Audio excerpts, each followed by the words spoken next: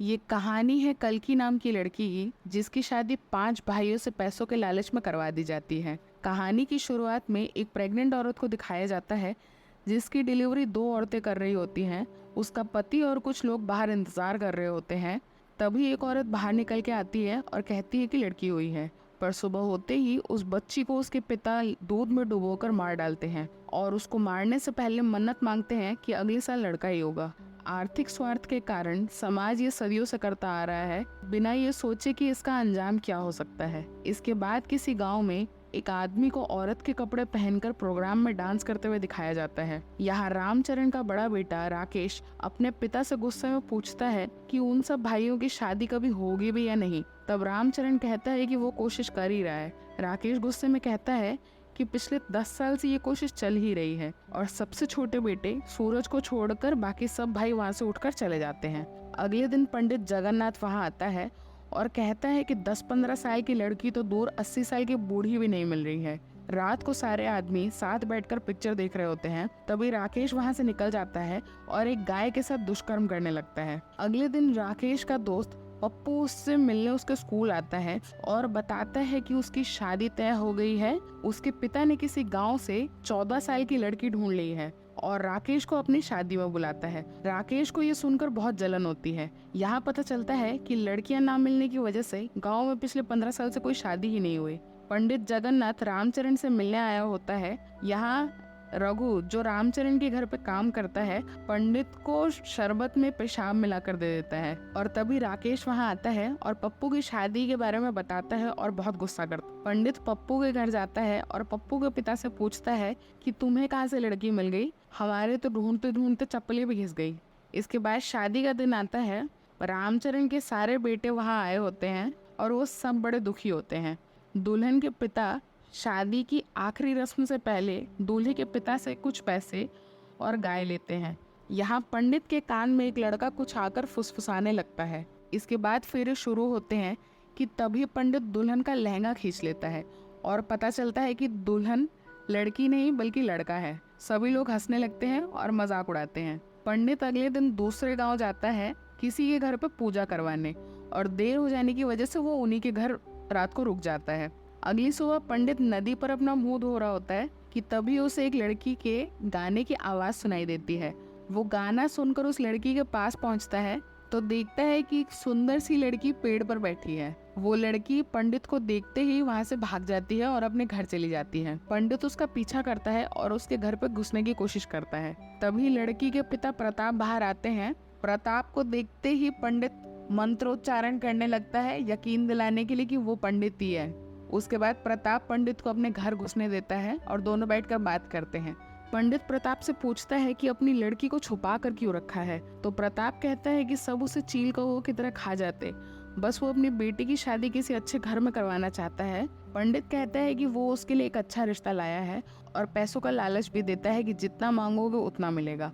यहाँ से पंडित रामचरण के घर भाग कर जाता है।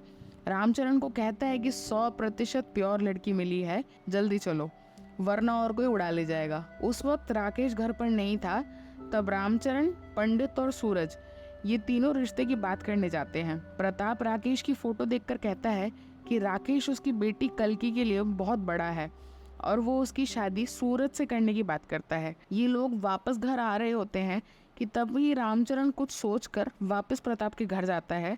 उसे 5 लाख रुपए और 5 गाय देने का वादा करता है और कल्कि की शादी अपने 5 बेटों से करवा देता है। राकेश शादी की खुशी में रामचरण को गले लगाता है। इसके बाद वो कैलेंडर पर हिसाब लगाता है कि हफ्ते में कौन से दिन कौन सा भाई कल्कि के साथ सोएगा।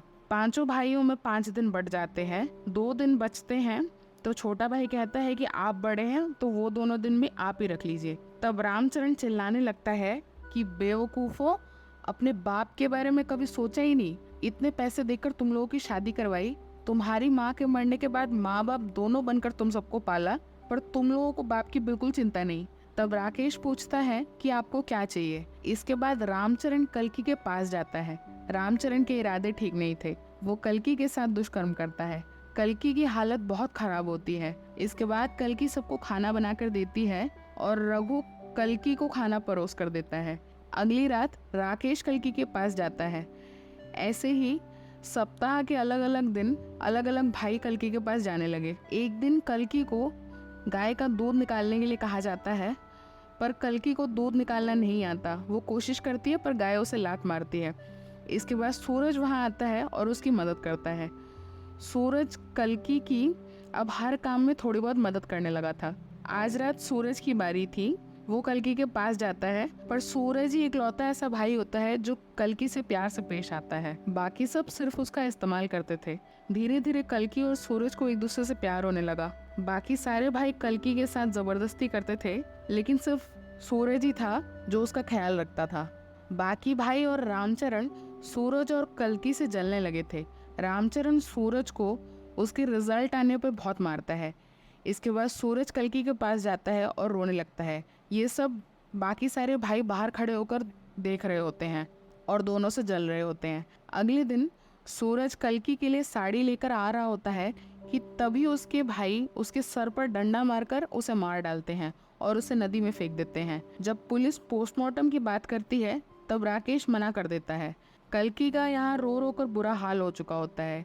राकेश झूठ बोलता है कि सूरज के रिजल्ट खराब आने की वजह से वो बहुत ज़्यादा परेशान था, इसलिए उसने खुदकुशी कर ली। इसके बाद कल्कि रघु के हाथों अपने पिता को एक चिट्ठी भेजती है। प्रताप रामचरण के घर उससे मिलने आता है और उससे 1 लाख और मांगता है। प्रताप कल्कि से मिलता है और कहता है कि तेरा ससुर बिना पैसे दिए ही तेरे साथ करता था।